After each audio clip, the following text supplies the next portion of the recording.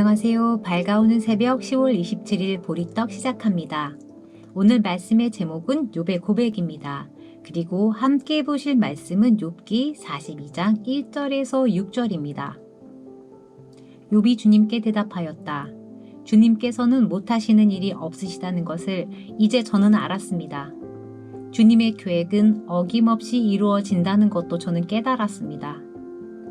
잘 알지도 못하면서 감히 주님의 뜻을 흐려놓으려 한 자가 바로 저입니다. 깨닫지도 못하면서 함부로 말을 하였습니다. 제가 알기에는 너무나 신기한 일들이었습니다. 주님께서 말씀하셨습니다. 들어라, 내가 말하겠다. 내가 물을 터이니 내게 대답하여라 하셨습니다. 주님이 어떤 분이시라는 것을 지금까지는 제가 귀로만 들었습니다. 그러나 이제는 제가 제 눈으로 주님을 뵙습니다. 그러므로 저는 제 주장을 거두어 드리고 티끌과 잿더미 위에 앉아서 회개합니다.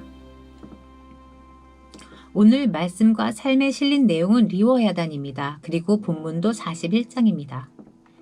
우리는 지난 2주간 욥기를 다루었습니다. 욥의 세 친구들과 엘리후까지 저희가 묵상해 보았습니다. 그리고 오늘이 욥의 마지막 부분에 이르렀는데 마지막 내용을 리워야단으로 끝내기는 조금 아쉬워서 제가 살짝 본문과 제목을 바꾸었습니다. 말씀 묵상의 내용과 조금 다른 부분 이해 부탁드립니다. 41장 내용은 이렇습니다. 리워야단에 대해 상세 묘사를 하고 있습니다. 그러면서 사람이 감당할 수 없는 이 무시무시한 괴물도 창조한 하나님 앞에서 요 사람아, 너는 얼마나 작고 보잘것없는 존재인가를 묻고 있는 내용입니다. 욥기는 현실적으로 이해가 되지 않는 부분이 많습니다. 어쩌면 욥의 친구들이나 엘리후가 더 바른 말을 하고 있는 것 같기도 합니다. 권선징악이 이루어져야 하고 하나님이 계시다면 악한 짓을 하는 자들은 다 싸그리 처형당하고 참되고 거룩하고 공의로운 평화로운 하나님 나라가 짠 하고 나타나면 얼마나 좋겠습니까? 그 정도는 되어야지 전지전능한 하나님 아닐까 하는 생각이 들기조차 합니다. 이런 말들이 바로 욥의 친구들과 엘리후가 한 것입니다. 그들 생각에 잘하면 복 받고 하나님은 의로우시니까 악인은 벌하신다고 말하고 있습니다. 어쩌면 욥조차도 그런 생각에 젖어 있었는지도 모릅니다. 그래서 자신이 당하는 고난이 억울했을지도 모릅니다. 저희는 욥의 친구들 그리고 엘리후가 한 말들을 생각해 보면서 그들이 왜 틀렸는지에 대해서 보았었습니다. 그래서 오늘은 욥을 보겠습니다. 욥은 옳았을까요? 하나님과 욥의 대화를 살펴보면은 꼭 그런 것만 같지는 않습니다. 뭔가 하나님께서 욥을 나무라는 듯한 느낌이 느껴집니다. 괜히 욥이 알지도 못하는 무시무시한 리워야단을 등장시키면서 대화를 하고 계십니다. 그리고 41장에서는 해, 달, 별, 바람, 천둥, 번개 등 천지 만물이 움직이는 질서에 대해서 말씀하고 계십니다. 천지 창조와 우주 질서에 대해서 말하고 있습니다. 고통 속에 신음하고 있는 욥과 이런 것들이 무슨 관계가 있는 것인지 정말 엉뚱한 접근입니다. 그럼에도 불구하고 42장의 욥은 고백합니다. 3절에서 이렇게 말하고 있습니다. 잘 알지도 못하면서 감히 주님의 뜻을 흐려놓으려고 한 자가 저입니다. 깨닫지도 못하면서 함부로 말을 하였습니다. 제가 알기에는 너무나 신기한 일들이었습니다. 그러면서 6절에 이렇게 말합니다. 그러므로 저는 제 주장을 거두어 드리고 티끌과 잿더미 위에 앉아서 회개합니다. 욥이 회개를 합니다. 이 상황에서 욥은 하나님 앞에 승복합니다. 무엇에 대한 회개였을까요? 왜 욥은 회개를 한 것일까요? 그럼 욥이 의인이 아니었다는 말인가요? 자신의 잘못 때문에 벌받고 있다는 것을 인정한 것일까요? 그렇지 않습니다. 욥은 깨달았습니다. 다 알 수 없다는 것을 깨달은 것입니다. 내가 아는 것보다 모르는 세계가 더 많다는 것을 인정한 것입니다.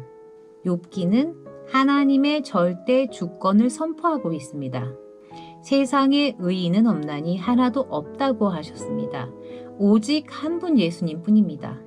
그렇게 의인이 없다면 권성징악이나 인과응보의 논리로 볼 때 이 땅에서 구원받을 수 있는 사람이 몇 명이나 될까요?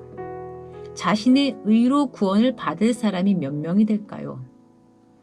누가 구원을 받을지 받지 못할지 그것 자체를 논할 수 없다는 것이 욥기의 핵심입니다.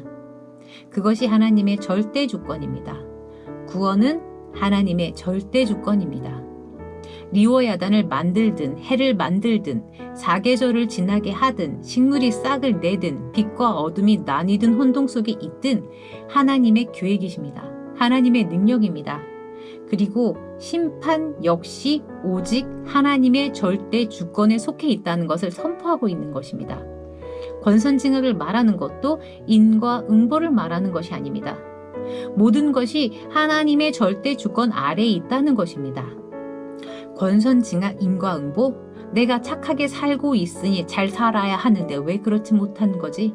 왜 착한 사람이 고난을 받지? 엄밀히 봐서 힘센 자가 더 가지고 누리고 있는 것이 현실입니다. 누구는 퇴직금으로 몇백억을 챙기는 현실에서 권선징악이나 인과응보는 마치 전래동화에서나 나올 법한 그런 현실인 것입니다. 그럼 하나님을 왜 믿어야 합니까? 라는 질문이 나올 수 있습니다. 그 대답이 욥의 다음 고백에 있습니다. 5절입니다. 주님이 어떤 분이시라는 것을 지금까지는 제가 귀로만 들었습니다. 그러나 이제는 제가 제 눈으로 주님을 뵙습니다. 하나님은 욥을 데리고 다니시면서 리워야단을 보여주셨고 해, 달, 별, 창조의 순간을 보여주셨습니다. 지금 하나님은 욥과 함께 있는 것입니다. 여태 것은 귀로만 들었지만 지금은 직접 눈으로 주님을 뵙고 있는 것입니다. TV에서만 보던 그 멋진 연예인 오빠가 지금 내게 밥을 사주면서 나와 눈을 마주치고 있는 순간인 것입니다. 사람은 고통의 순간에 직면하게 되면 원망을 하게 됩니다. 내게 왜 이런 시련이 있는지 원망을 하게 됩니다. 이 순간 한 가지 생각하셔야 합니다. 지금 여러분 곁에는 원망을 들어주는 분이 계시다는 것입니다. 그리고 언젠가 여러분의 원망을 한없이 듣고 계신 그분이 어떤 분인지 깨달아질 때 그분을 귀로만 듣는 것이 아니라 눈으로 보게 될 때 욥처럼 깨달아질 것입니다. 아, 그렇구나. 나의 이 모든 원망을 듣고 계셨구나. 내가 왜 그랬을까? 욥의 주제는 하나님의 절대 주권입니다. 그러나 혹자들은 그렇게 하나님의 절대 주권을 깨달았을 때 욥이 받은 것처럼 2배의 축복을 받는다고 말하겠지만 저는 이 자리에서 그 말은 하고 싶지 않습니다. 욥은 욥기 마지막에 보면 2배의 축복을 받았습니다. 그러나 그보다 더 중요한 것은 욥이 어떤 기쁨을 누렸는가입니다. 욥은 바로 하나님을 눈으로 보았다고 고백합니다. 그 창조주 하나님이 욥의 체험의 하나님이 되었던 것입니다. 그 창조주 하나님이 내 체험의 하나님이 되는 것입니다. 살아계신 나의 하나님으로 고백하는 그 순간이 있다는 것입니다.